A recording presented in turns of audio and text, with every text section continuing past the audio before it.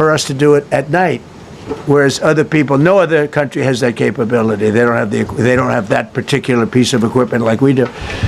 But when I was told, flying and in daylight, I think we flew 7 hours over Iran, and that's a long time, over unbelievably hostile territory where they have nothing but weapons. We took out their anti-aircraft, which is great. We took out their radar, which is great. We took out a lot, but they still have, what hit this one was a handheld shoulder missile, heat-seeking missile. So it's not like, they're totally whatever. And they had probably a little luck, because you got to get lucky. But they shot it, and it got sucked in right by the engine. But these guys were out of there. They were great. Their timing was great. But no, I was told that this is a very dangerous mission. I understand. They didn't say it's a foolish mission. They said, we're going to be sacrificing hundreds of people do this. This is, you have tankers that are flying over this area so that because the flight was so long, they had to refuel.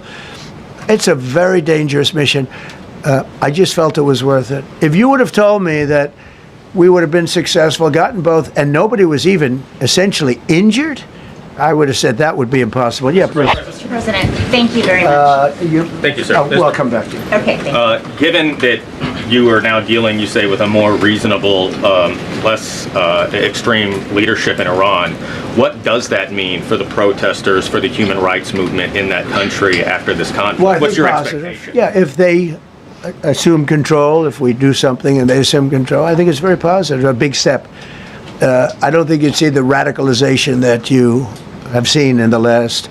Look what happened. Women are being executed because they're not properly clothed, they say. They're not properly clothed, and they execute the women. They shoot them right on the street.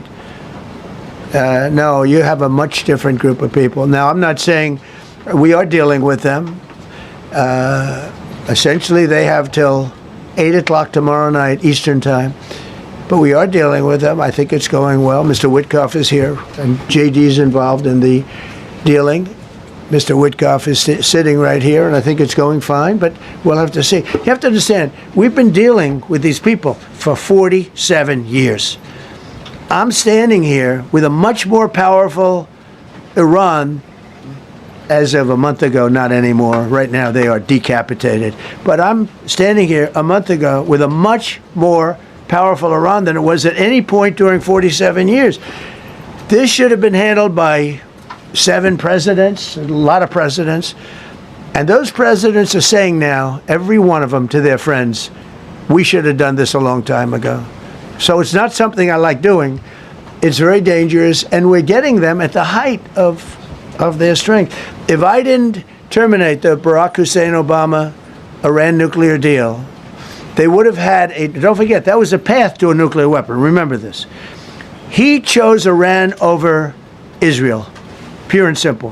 How Israel can vote for a Democrat is, if you're Jewish in New York City or any place else in this country, and how you can vote for a Democrat is unbelievable, because he chose Iran, a very hostile Iran. Remember when he filled up a 757 with cash, billions of dollars of cash, and he sent it over to them.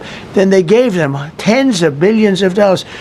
He chose Iran over Israel, and really the Arab world, if you look, because, the other, Saudi Arabia, Qatar, UAE, you take a look. I can add Kuwait, and I can add Bahrain, and you can add others. He chose such an unlikely candidate. Nobody could believe it. Frankly, if you're going to choose between Iraq and Iran, he should have befriended Iraq. He went in the exact opposite direction of all thinking, and he made a terrible mistake. But that was a road to a nuclear weapon. And when I terminated that, everyone said, oh, he terminated it. It was one of the best things we ever did, because he had a road to a nuclear weapon. And it was a very short-term deal. Countries don't do 10-year deals. Countries do hundreds of years. You don't do a 10-year deal. For a country, this isn't, you're a landlord and you're renting a store on a certain street, and you give somebody a 5-year or a 10-year lease. This is a country. It was a short-term deal. It was ready to expire. I terminated it before it expired. Took a lot of heat, And it was one of the best things they ever did, because he would have had a nuclear weapon. Then he would have had another nuclear weapon, had those beautiful B-2 bombers not gone in 8 months ago and obliterated that site. And by the way, the word is obliteration. CNN said, well, maybe it wasn't complete. It was so complete that they still haven't been able to get it. It was obliteration. But if we didn't hit them, that was a courageous decision too, because we had all those planes flying in at night with very little cover, unbelievable stealth planes, and they were able to do their job.